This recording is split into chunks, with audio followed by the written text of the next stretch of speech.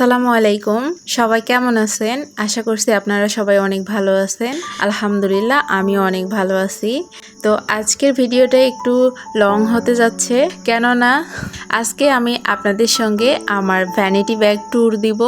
আসলে একজন celebrity vanity ব্যাগের মধ্যে কি থাকে আর আমার ভ্যানিটি ব্যাগের মধ্যে কি আছে, চলুন সেটাই দেখা যাক আজকের এই পর্বে। তো আমার ভিডিওটি যদি ভালো লেগে থাকে তাহলে ভিডিওটি দেখা শেষ করে অবশ্যই একটা লাইক দিবেন, আর যদি ভালো না লেগে থাকে তাহলে স্কিপ করার অপশন তো আছেই। চলুন তাহলে শুরু করা যাক। আজকের ভিডিওটা সম্পূর্ণ একটি আনকাট ভিডিও হতে যাচ্ছে। তো চলুন আমার ব্যাগের প্রথম চেম্বারটা খুলে দেখা যাক এখান থেকে কি বের হয়। তো প্রথম চেম্বারটা খোলার পরে আমি এখান থেকে আমার ফোন বের করলাম, এই যে আমার ফোন। তো এরপরে কি বের হয়, এরপরে এটা বের হলো, এর মধ্যে কিছু মেডিসিন আছে। আর এরপরে দেখি এটা একটা ক্রিম। আমি এই ক্রিমটাকে চেঞ্জ করার জন্য দোকানে নিয়ে গেছিলাম, তো চেঞ্জ করতে পারি নাই, সেক্ষেত্রে আবার এটাকে আমাকে বাসায় ব্যাক করতে হয়েছে।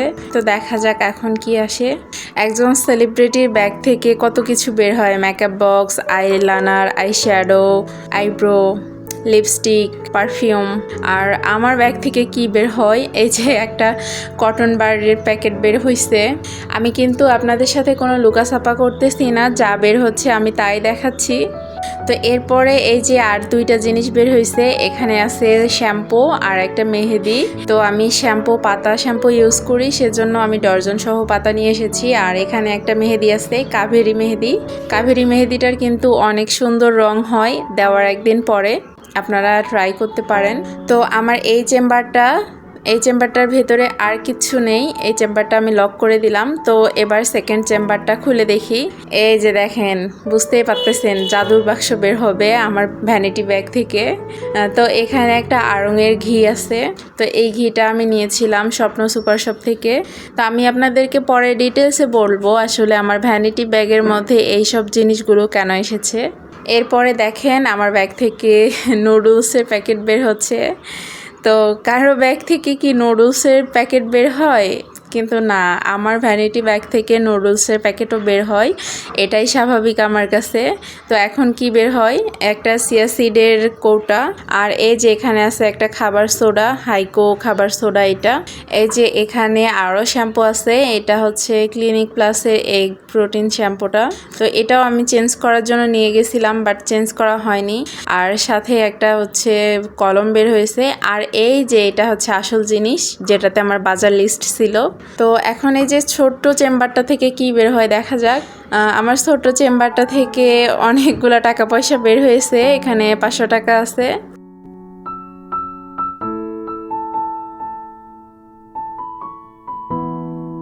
আর কি বের হয় দেখা যাক। এই যে পাশে আরও একটা ছোট চেম্বার আছে। বাবারে বাবা, এখান থেকে তো অনেক টাকা বের হয়ে যাচ্ছে, কি দারুণ না! এতগুলো টাকায় তো আমি কোটিপতি হয়ে যাব। তো চলুন দেখা যাক এখানে কত টাকা আছে, আমরা গুনে ফেলি, হিসেব করে নিই। এটা আমার আরও একটা বাজার লিস্ট, যেটা আমি বাজার করার সময় খুঁজে পাইনি, তো এখন বের হইলো।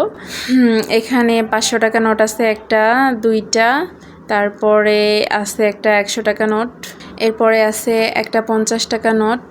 তো 50 টাকা নোটও দুইটা বের হয়েছে। তো আপনারা দেখতেই পাচ্ছেন আমি এখানে কত টাকা আছে, আপনারাই হিসাব করে বলে দিন তো এখানে আসলে মোট কত টাকা আছে। আমি তো দেখিয়ে দিলাম এই যে কত টাকা। এটা একটা 10 টাকা নোট, এটার অবস্থা একদমই খারাপ। আবারও একটা 10 টাকা নোট, তারপরে একটা 2 টাকা নোট, আর কিছু খুচরা পয়সা। এখান থেকে যত টাকা বের হইলো আমি তো কোটিপতি হয়ে যাব, তাই না বলেন আপনারাই? এখানে তো অনেক টাকা। তো চলুন তাহলে আমার ভ্যানিটি ব্যাগের এই জিনিসগুলো এখন গুছিয়ে রাখা যাক। তো এখন আমি মূল কথায় আসি। তো এই যে আমার ভ্যানিটি ব্যাগ থেকে এই জিনিসগুলো বের হলো, এগুলো মূলত আমি বাজারে যাওয়ার সময় শপিং ব্যাগ নিতে ভুলে গেছিলাম। আর যেহেতু আমি স্বপ্ন সুপার শপ থেকে বাজার করেছি, তো স্বপ্নতে আজকে নাকি ওদের জালি যে ব্যাগটা দেওয়া হয় ওই ব্যাগটা শেষ হয়ে গেছে, সেজন্য ওরা আমাকে আর কি ব্যাগ দিতে পারেনি। তো বাধ্য হয়ে আমাকে সব কিছু ভ্যানিটি ব্যাগের মধ্যেই নিতে হয়েছে। তো আমার কিছুই করার ছিল না, কারণ বাসায় এই জিনিসগুলো শেষ হয়ে গেছিলো। তো এই তো বাজার থেকে আসার পরে আমি রাতে ভিডিওটি করছি। আর সন্ধ্যার দিকে আমি কয়েকটা আম কেটে নিয়েছিলাম খাওয়ার জন্য, সন্ধ্যার নাস্তার জন্য। তো আমি আমার মা একসঙ্গে খাবার জন্য আমগুলো কেটে নিলাম। তো রাতের খাওয়া দাওয়া এবং সব কাজ শেষ করে আমি একটা সুন্দর জিনিস বানিয়েছি, মানে তোমাদের সাথে আর কি এই সুন্দর বিষয়টা শেয়ার করতে চাই। তো অনেক সময় আছে না, অনেক দোয়া আমাদের মুখস্থ হতে চায় না বা মনে থাকে না, বারবার ভুলে যাই।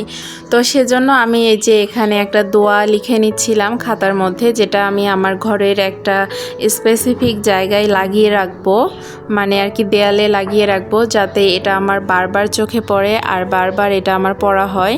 আমি এরকম করে বারবার সামনে রেখে বারবার পড়ে অনেকগুলো দোয়া মুখস্থ করেছি।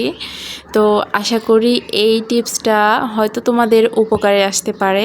আর আজকের ডেইলি ভ্লগটা এখানেই শেষ করছি আমি। আমার এই ভিডিওটি যদি ভালো লেগে থাকে তাহলে লাইক, কমেন্ট অ্যান্ড সাবস্ক্রাইব করে দিও। আর এতক্ষণ পর্যন্ত ধৈর্য ধরে আমার ভিডিওটি দেখার জন্য অসংখ্য ধন্যবাদ তোমাদেরকে। আর তোমাদের মূল্যবান মতামত কিন্তু কমেন্ট বক্সে অবশ্যই জানাও।